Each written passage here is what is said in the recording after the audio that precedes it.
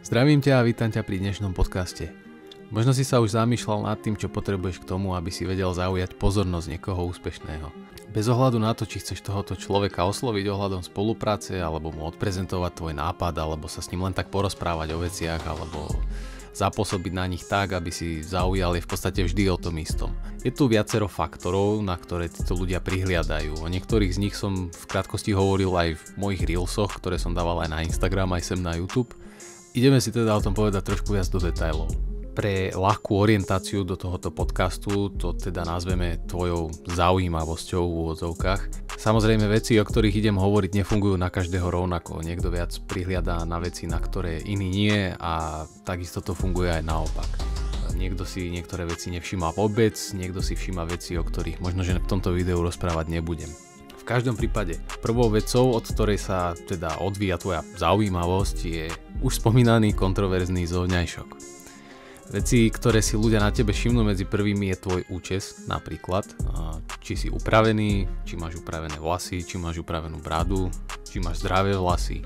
Ďalšia dôležitá vec je tvoja pleť, prípadne čo sa týka žien, tak tvoj make-up. Ľudia si všímajú, či máš zdravú pleť, či sa vieš namalovať, všímajú si jazvy, všímajú si, či nemáš nejaké kožné ochorenie, všímajú si akné, vyrážky, znamienka. Čo sa týka oblečenia, tak ako prvé si ľudia všímajú, čo máš obuté. Ďalej, aké máš napríklad hodinky alebo iné doplnky, všímajú si, aké máš na sebe slnečné okuliare. Všímajú si tvoje šperky, v prípade žien, akú máš napríklad kabelku. Pôsobiť totiž dôveryhodne, štýlovo, moderne a zároveň profesionálne neznamená mať na sebe tie najdrahšie Rolexy, ktoré zoženieš, alebo najdrahšiu Dior kabelku, alebo byť ovešaný dizajnerskými brandmi. Ak teda na takéto kusky zatiaľ nemáš rozpočet, alebo jednoducho ťa takéto veci nezaujímajú a nemáš záujem zaobstarať si ich, tak sa nemusíš cítiť o nič menej cenný ako ľudia, ktorí takúto výzbroj majú. Najdôležitejšie je totiž byť upravený, ako som už spomínal, mať na sebe zladené farby, čiže nevyzerať ako s kolotočou, keby si prišiel, mať na sebe aspoň nejaký business casual outfit. Čo mám na mysli pod pojmom business casual outfit? Nejaké elegantné topánky, nejaké elegantné nohavice, môžu to byť teoreticky aj rifle, nemali by byť deravé, alebo by nemali byť s rôznymi nášivkami, alebo prešívaním, alebo vzorované, klasické rifle, čierne, šedé, modré, to je jedno. Prípadne potom biznis nohavice, nie oblekové nohavice. Oblekové nohavice už nespadajú do pojmu business casual. Ďalej nejakú fajn košelu, možno nejaké doplnky, nejaké minimalistické šperky. Čo sa týka mužov, no tak náramky, náhrdelníky veľmi nie, náramky také tenké, strieborné alebo zlaté náramky. Záleží, že čo sa k tebe viac hodí, či striebro alebo zlato. Nemusíš mať kravatu, nemusíš mať sako, nemusíš to mať celé ustrojené a upravené. Samozrejme, tiež by si nemal vyzerať, ako keby si teraz v košeli prišiel z baru. Na druhú stranu, keďže sa ale v dnešnej dobe veľmi veľa neserióznych ľudí snaží tváriť seriózne, tak sa skús obliecť originálne. Mám tým na mysli to, že veľa panáčikov venujúcich sa nemenovaným profesiám, ktoré tu teraz nejdem rozoberať ani ohovárať, si oblečie rifle, košielku, lacné sako a pozývajú ťa porozprávať sa o príležitostiach. Čiže určite už teraz všetci máte prehľad, o čom zhruba rozprávam. To je jedno, že či ti ponúkajú spoluprácu alebo služby. Ak si takých ľudí všímaš, je ich naozaj dosť veľa, kade tade, tak máš hneď jasný príklad, ako byť rovno nezaujímavý. Pretože v prvom rade títo ľudia sú nejakým spôsobom všetci oblečení rovnako. Neviem, či to je tým, že majú nejaké dress cody niekde predpísané, alebo všetci si berú rady na oblečenie od rovnakých ľudí, alebo čím to je. Ale týchto ľudí by som vnímal ako jasný príklad, ako nemať na sebe originálne oblečenie. Čo sa týka detailov, napríklad farby košele, záleží od príležitosti. Ak ideš do nejakého podniku sa porozprávať s niekým a viesť viac menej normálnu, neserióznu konverzáciu, tak rôzne vzorované košele a takéto veci môžu byť na mieste. Vzorované košele sú totiž také príležitostné alebo sa dajú využívať v takýchto situáciách. Môžeš mať na sebe čiernu košelu, čierne košele sú veľmi elegantné, dajú sa zladiť s veľa vecami. Čiernym košeliam sa dobre hodí aj zlatá, aj strieborná farba, takže tam potom nebude problém ani s výberom šperkov. Čo sa týka bielých košiel, môžeš mať na sebe bielu košelu, samozrejme. Biela košela nie je nejako príliš seriózna. Prejdeme k ďalšej veci. Druhá vec, od ktorej sa odvíja tvoja zaujímavosť, sú tvoje skúsenosti. Veľmi dôležité sú pri interakciách s úspešnými ľuďmi tvoje skúsenosti. Nehovorím o skúsenostiach typu čítal som, videl som, tamten povedal a henten povedal, že on povedal. Hovorím o tvojich reálnych skúsenostiach. K tým ostatným veciam sa dostaneme neskôr.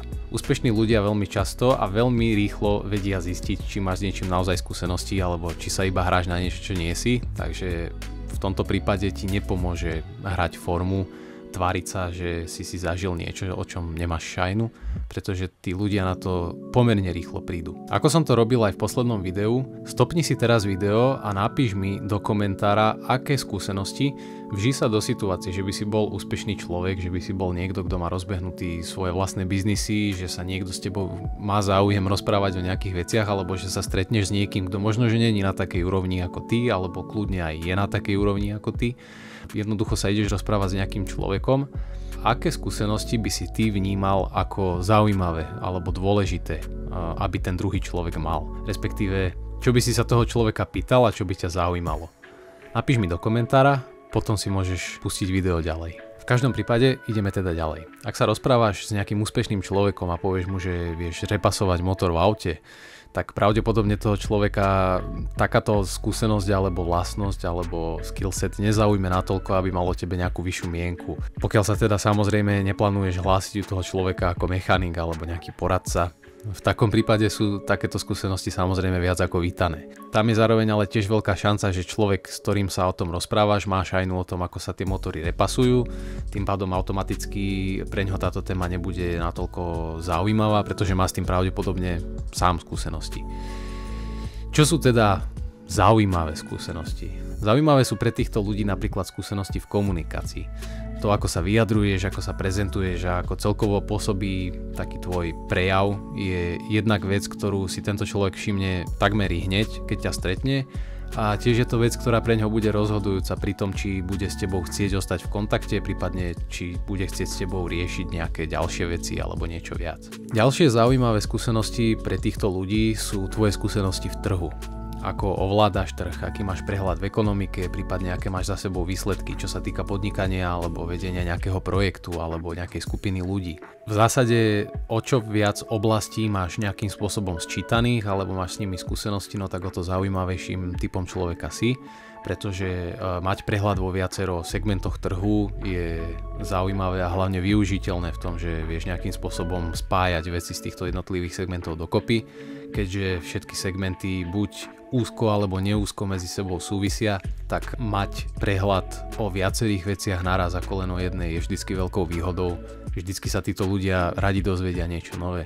Do tretice ako príklad uvediem napríklad skúsenosti, ktoré sú priamo súvisiace s tým, čo ideš s daným človekom rozoberať. Asi nebude úplne dobrý nápad sa baviť o medziľudských vzťahoch, keď s ľuďmi nevieš vychádzať, alebo o podnikaní, keď si nikdy predtým nemal nič svoje, alebo o práve, keď o ňom nič nevieš a tak ďalej a tak ďalej. Ak sa teda stretneš s niekým, koho nepoznáš a o kom nič nevieš a nejakým spôsobom sa s tým človekom dostaneš do reči, tak niekedy na úvod skús zistiť, že čomu sa venuje, v akom segmente pracuje alebo aký má rozbehnutý biznis.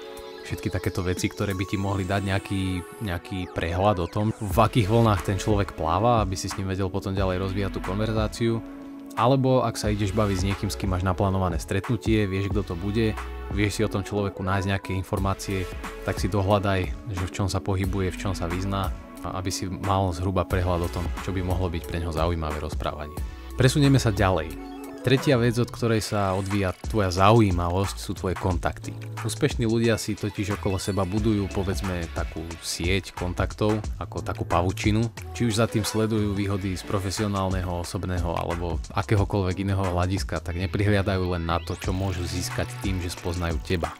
Oni prihliadajú aj na to, koho všetkého môžu spoznať spolu s tebou. Je to tak hlavne preto, lebo ľudia si medzi sebou často vymieňajú rôzne informácie, často hodnotné informácie a hlavne vo vyšších spoločenských vrstvách. Konverzácie fungujú takýmto spôsobom a využívajú rôzne príležitosti alebo výhody, ktoré s týmito konverzáciami a kontaktami prichádzajú. Moja rada je, aby si teda začal budovať nejakú vlastnú sieť kontaktov. Nejakým spôsobom ju začni splietať, začni si robiť vlastnú pavučinu. Ak nevieš ako na to, tak je to v podstate úplne jednoduché. Existuje v tom istý postup, povedzme, že je to ako ísť hore po schodoch. Spoznávaj sa teda s ľuďmi, ktorí sú iba o schodík vyššie, nesnaž sa vyskočiť hneď o celé poschodie vyššie. No a kde a ako takých ľudí spoznať, to je tiež úplne jednoduché. Buď iniciatívny, buď komunikatívny. Chodievaj na miesta a príležitosti na konverzáciu buď prídu samé, alebo ich vo veľa situáciách dokážeš vytvoriť úplne nenasilnou formou aj ty sám. Presunieme sa ďalej. Štvrtá a zároveň pre dnešok posledná vec, od ktorej sa odvíja tvoja celková zaujímavosť, je tvoj mindset a komunikácia. Áno, zas a znova idem hovoriť o tvojom mindsete. Nie, nikdy ti s tým nedám pokoj a áno, budem o tom hovoriť ešte veľmi veľakrát. Ak sa chceš baviť s úspešnými ľuďmi na jednej úrovni, chceš, aby ťa vnímali ako seberovných, tak nemôžeš rozmýšľať nad tým, čo musíš spraviť, aby si dostal povýšenie v práci. Nemôžeš rozmýšľať nad tým, čo musíš urobiť, aby si bol zamestnanec mesiaca, alebo kde sa pôjdeš s felakmi rozbiť ďalší víkend. Ak by si začal hovoriť o veciach z pohľadu, nazvem to v úvodzovkách, otroka dnešného systému, tak v momente by si v očiach takéhoto človeka upadol prakticky do zabudnutia. Pri najlepšom by ťa možno vnímal ako nejakú dobrú výplň do chýbajúceho miesta v jeho firme alebo nejakú posilu do jeho radov. O čom sa teda baviť alebo akým spôsobom premýšľať? Ako som už načrtol predtým, tak hneď od začiatku konverzácie s týmito ľuďmi zistuj, aké má ten daný človek záujmy. Zisti si, čo ho zaujíma a na základe toho rozvin tú konverzáciu potom ďalej. Môžu to byť kľudne jeho záľuby alebo voľnočasové aktivity, môžete sa baviť o podnikaní. Jednoducho čokoľvek, na čo vidíš, že ten človek sa chytá. Ďalšou dôležitou vecou je, že ak ho zaujíma niečo, do čoho sa ty nevyznáš, tak najhoršie, čo môžeš spraviť, je zahrať formu a tváriť sa, že si v tejto debate rovnocenný a vyznáš sa tiež.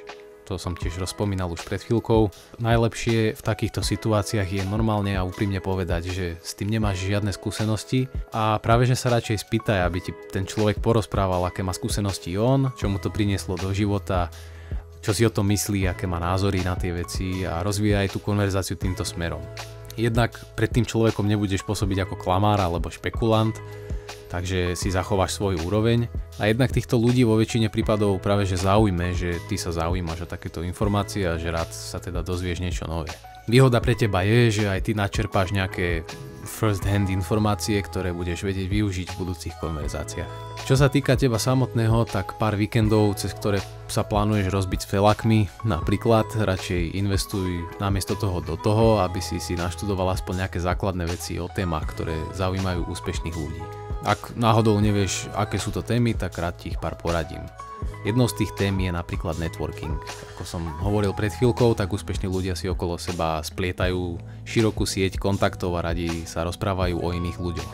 Pod pojmom radi sa rozprávajú nemám na mysli, že sa ohovárajú.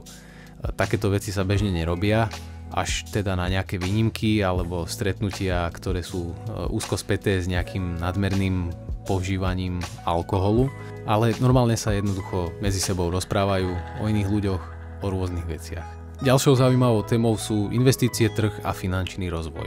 Myslím si, že je celkom samozrejme, že sa radi rozprávajú o veciach, ktorým sa aj oni sami venujú. Napríklad o novinkách na trhu alebo príležitostiach, rôznych nápadoch, o ekonomike a veľa iných veciach. Ďalšou veľmi zaujímavou témou je vzdelávanie a osobný rozvoj. Títo ľudia si totiž uvedomujú, že to, kde sa dostali, nebola z väčšiny úplná náhoda alebo úplné šťastie. Museli vynaložiť veľmi veľa úsilia do toho, aby sa vzdelali na takú úroveň, aby ovládali tie veci, ktoré robia natoľko, že im priniesli do života také výhody, aké im priniesli. A rovnako radi si títo ľudia medzi sebou tiež tie informácie alebo poznatky a skúsenosti, ktoré majú, vymieňajú medzi sebou. Ide totiž o to, že vo väčšine prípadov si uvedomujú veľmi dobre, že vzdelávanie je nejaký nekonečný proces, ktorému sa človek venuje prakticky od narodenia až pokiaľ nezomre a zároveň aj jeden z najdôležitejších procesov v našom živote. Ďalšou zaujímavou témou je cestovanie. Takíto ľudia radi objavujú nové miesta, rozprávajú sa s druhými o ich zážitkoch a skúsenostiach, rozprávajú sa o tom, kde boli, kde by chceli ísť, čo tam zažili. Samozrejme, pokiaľ nemáš rozpočet na to, aby si teraz precestoval polku sveta za takých podmienok, ako väčšinou cestujú títo ľudia, čo je pochopiteľné, pozerať si rôzne veci na internete v dnešnej dobe vôbec nie je problém, všetko sa dá dohľadať zadarmo a vždycky sú to veci, o ktorých keď aspoň niečo vieš, tak s tým človekom potom vieš tú konverzáciu rozvíjať ďalej. Ako som hovoril predtým, neklam nikdy ľuďom, že bol som na Maldivách v 5-hviezdičkovom hoteli, mali sme sa tam takto a takto, bolo to fakt super. lebo ten človek ťa môže nachytať na tom, že zrovna on v tých Maldivách bol, zrovna v tom hoteli, o ktorom ty rozprávaš, alebo v tom rezorte, možno, že má nejakú skúsenosť s tými vecami, o ktorých ty budeš hovoriť a nejakým spôsobom ťa potom automaticky rovno odhalí, či hovoríš pravdu alebo nie. Vždy normálne úprimne povedz, veľmi rád by som na takéto miesto išiel, zatiaľ sa mi to nepodarilo, videl som o tom toto a toto a toto. Radšej sa spýtaj, že či ten človek s tým má nejakú skúsenosť, ak s tým má nejakú skúsenosť, tak ho popros, aby ti o tom porozprával. Ďalšou zaujímavou témou sú technológie a inovácie celkovo vo svete. Títo ľudia sa zaujímajú o aktuálne trendy, inovácie a aktuality, logicky hlavne o tie, ktoré vedia priamo ovplyvniť ich biznis alebo veci, ktorým sa venujú, prípadne ich život, rôzne novinky v automotív segmente, rôzne technologické vychytávky. Záleží od toho, aký druh biznisu ten človek má rozbehnutý, čomu sa venuje. Všetci títo ľudia svojím spôsobom sledujú novinky, nie všetci rovnaké, ale všetci nejaké novinky sledujú. Čiže ak sa chceš nejakým spôsobom priblížiť na jednu úroveň týchto ľudí, no tak začni sledovať takéto veci aj ty. Koniec koncov, ak sa ti tie veci teraz momentálne nezídu, tak nikdy nevieš, kedy sa dostaneš do situácie, kedy tieto informácie budú pre teba dosť dobré, kedy bude práve že výhodou, že také informácie o tom, čo sa vlastne vo svete nové deje, máš. Ďalšou a určite nie poslednou zaujímavou témou pre týchto ľudí je umenie a kultúra. Veľmi veľa úspešných ľudí sú totiž zberateľmi niečoho. Buď majú zbierky umenia, hodiniek, alebo zbierajú auta, ale v podstate skoro každý si tvorí nejakú svoju vlastnú zbierku niečoho. Veľa z nich tiež často navštevuje alebo aj priamo podporuje rôzne galérie, múzea, divadlá a podobné inštitúcie venujúce sa týmto veciam. Veľmi dôležitým faktorom pri tom, či si pre niekoho zaujímavý alebo nie si pre niekoho zaujímavý, ale nie sú tieto body, pretože takéto veci si vieš naštudovať, vieš nejakým spôsobom mať v nich prehľad alebo rozhľad a vieš potom na základe nich nejako rozvíjať konverzáciu, ale tá najdôležitejšia vec je energia, ktorá z teba ide. Pokiaľ z teba ide energia, ktorá je nejakým spôsobom dostatočne sebavedomá, pokiaľ je tá energia pozitívna a pokiaľ nejakým spôsobom vieš toho človeka zaujať tým, aká si osobnosť a tým, ako na ňo pôsobí tvoj prejav celkovo, automaticky ten človek bude viac inklinovať k tomu, že bude mať záujem sa s tebou rozprávať. Čo tým chcem povedať je to, že tieto veci si môžeš všetky naštudovať, ale pokiaľ sa s týmito ľuďmi nestretneš a nebudeš sa s nimi baviť, tak nejakým spôsobom sa nebudeš vedieť naladiť na tú pravú notu toho, ako títo ľudia týkajú alebo ako fungujú v takýchto konverzáciách. Je to v podstate niečo ako keby si robil napríklad manažera v nejakej firme. Prirovnám to k tomu. Môžeš si prečítať 20 kníh o tom, ako máš správne viesť ľudí, v akých situáciách sa máš ako zachovať, ako máš robiť správne rozhodnutia ako manažér. Pokiaľ si ale neprejdeš reálne tými pracovnými skúsenosťami a pokiaľ si nezažiješ sám tie situácie, ktoré sa možno že spomínajú v tých knihách alebo v tých článkoch, ktoré si čítaš, neprejdeš si tými situáciami a tie riešenia nenájdeš sám, tak nikdy nebudeš mať tú prax na to, aby si vedel takéto veci zvládnuť tým spôsobom, ktorým ich treba zvládnuť. Úplne to isté platí aj pri komunikácii s úspešnými ľuďmi. Čiže tvojich prvých 5, 6, 7, 10 alebo 20 stretnutí môže skončiť úplne kľudne fiaskom a ak nejakým spôsobom toho človeka nedokážeš zaujať, no tak sa vôbec nemusíš kvôli tomu cítiť zle. Aj ty sa totiž to učíš nejaké veci, vždy spravíš nejaké preklepy. Najdôležitejšie je, aby si tie konverzácie pamätal, prípadne podľa možností nahrával pre svoje osobné účely, aby si vedel potom nejako retrospektívne pripomenúť možno, že ktoré veci si povedal zle, ktoré veci by bolo na budúce dobre povedať inak alebo nepovedať vôbec a nejakým spôsobom sa v podstate naučiť, ako sa tieto konverzácie vedú. Koniec koncov to, že sa s niekým stretneš raz a toho človeka nezaujmeš, neznamená, že teraz ten človek na teba zanevrie do konca života. S dosť veľkou pravdepodobnosťou pri tom, ako takíto ľudia bývajú časovo vyťažení a vyťažení aj po rôznych iných stránkach, tak keby si sa s týmto človekom stretol napríklad o 2 roky alebo o 3 roky, no tak by si ťa s najväčšou pravdepodobnosťou ani nepamätal. Výhoda toho je, že to druhé stretnutie potom vieš už ako skúsenejší človek zrealizovať takým spôsobom, že môže dopadnúť úplne inak ako to prvé a tým pádom môže z toho potenciálne niečo do budúcna byť, možno že nejaký nový kontakt do tvojej siete, možno nejaký nový známy, možno nejaký potenciálny obchodný partner. Tých príležitostí tam je vždy obrovské množstvo. V každom prípade pre dnešok to bude všetko. Ja ti teda zatiaľ ďakujem, že sleduješ tento kanál, že sleduješ moje videá a pevne verím, že v budúcnosti sa za to poďakuješ aj ty nám.